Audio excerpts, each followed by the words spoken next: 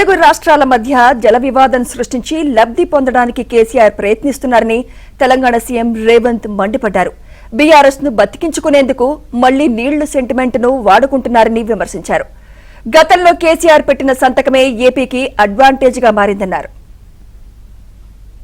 ఎక్కడ కూడా ఈ ప్రభుత్వం చిన్న తప్పిదానికి చిన్న లోపానికి పాల్పడలేదు. గతంలో చేసిన వాటిని అన్నిటిని సరిదిద్దడానికి సవరించడానికి నిత్యం ప్రయత్నం చేస్తున్నాము.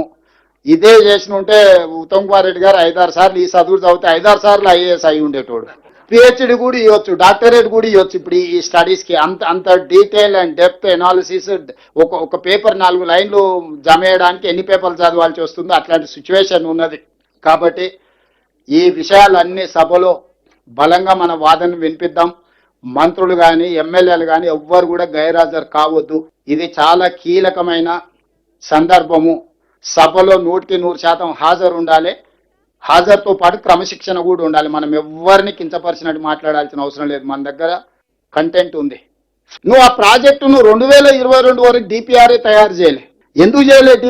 డిపిఆర్ తయారు చేస్తే పబ్లిక్ డాక్యుమెంట్ అవుతుంది. పబ్లిక్ డాక్యుమెంట్ అవుతే 32,200 కోట్ల నుంచి 75,000-80,000 కోట్లకి ఎప్పుడైతే అంచనాలు పెరిగినాయో అది ప్రజలందరికీ తెలిస్తే కాస్ట్ బెనిఫిట్ రేషియో మీద మొత్తం చర్చ జరిగితే చంద్రశేఖరరావు లిఫ్టుల పంపుల కంపెనీ యజమాని ఏం దొంగతనం దోపిడీ చేస్తుండ్రో ఆ దోపిడీ బయటకు వస్తుందని చెప్పి 7 ఏళ్ళు ఆయన డిపిఆర్ డీటెయిల్ ప్రాజెక్ట్ రిపోర్టే తయారు చేయలే.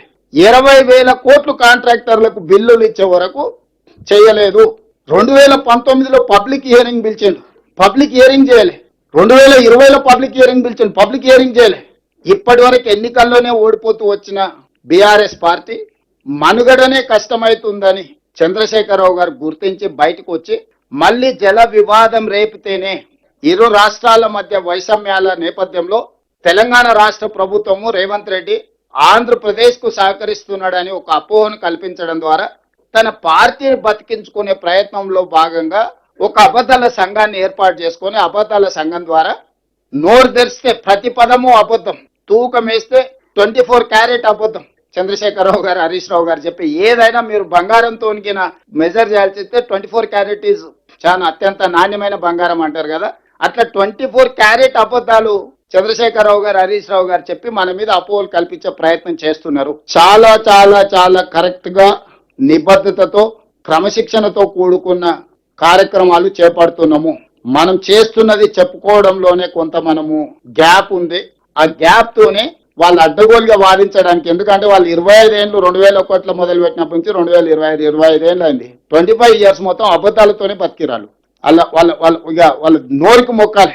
100% అబద్ధాలు మాట్లాడే పోటీ పెడితే వాళ్ళు ముగ్గురే వస్తారు. ముగ్గురికి కలిపి ఫస్ట్ ప్రైజ్ ఇవ్వాల్సి ఉంది. ఒక్కొక్కరికి సపరేట్ కూడా ఇవ్వనీకలేదు. అట్లా అబద్ధాలు మాట్లాడతారు చంద్రశేఖరరావు గారు, హరీష్ రావు గారు, కేటీఆర్ గారు. నోరు తెరిస్తే అబద్ధమే. అందుకే ఆయన బహిరంగ సభలు పెడతా అంటుండే, సభలకు రానంటుండు. ఇవన్నీ జరిగితే ఈ సమస్యలకు ఒక పరిష్కారం దొరికితే ఈ ప్రాజెక్టులు పూర్తయితే ఏ నీళ్ల ప్రాతిపదికన ఏర్పడ్డ పార్టీ ప్రభుత్వాన్ని 2 సార్లు అధికారంలో ఉండో చంద్రశేఖరరావు గారికి శాశ్వతంగా జల సమాధి, రాజకీయ సమాధి జరుగుద్దని ఈ రోజు తెలంగాణ ప్రజలందరినీ తప్పుదోవ పట్టించడానికి వారు ప్రయత్నం చేస్తుండ్రు. సో సరిగ్గా వీళ్ళిద్దరికి వర్తిస్తుంది. ఆ రోజు ఇరిగేషన్ మినిస్టర్ హరీష్ రావు గారు, చీఫ్ మినిస్టర్ కేసీఆర్ గారు, వీళ్ళిద్దరిని ఊరి వేసిన, నేను అథారిటీగా చెప్తున్నా, వాళ్ళిద్దరిని ఈ జలాల విషయంలో చేసిన అన్యాయానికి హరీష్ రావు గారిని, కేసీఆర్ గారిని ఊరే తీసినా తప్పు లేదు. ఇదే మిడిల్ ఈస్ట్ కంట్రీస్ అయితే చౌరస్తాలనే ప్రజల చేత రాళ్లతో కొట్టించి చంపించుండే వాళ్ళు. మనది ప్రజాస్వామిక దేశం కాబట్టి ప్రజాస్వామ్య బద్దంగానే ఎవరినైనా శిక్షించాలి కాబట్టి కసబును కూడా మనము చాలా రోజులు జైల్లో పెట్టి బిర్యానీ పెట్టి విచారణ చేసి ఉరి తీయాల్సి వచ్చింది. అందరి కళ్ళ ముందల AK-47 పెట్టి చాలా మందిని కాల్ చేసిన కసబ్ కూడా మనం ప్రజాస్వామిక బద్దంగా విచారణ చేసి అతనికి న్యాయవాదులను పెట్టుకునే అవకాశం ఇచ్చి అతని తరఫున కూడా వాదనలు విన్న తర్వాతనే జడ్జిమెంట్ రాయాల్సి వచ్చింది. ఇక కసబ్కే అన్ని వసతులు ఉంటాయి, కేసీఆర్కి ఎన్ని ఉంటాయి మీకు తెలుసు కదా. అందులో సంపాదించిన సొమ్ముంది ఎవరినైనా తెచ్చుకోగలుగుతారు న్యాయవాదులను.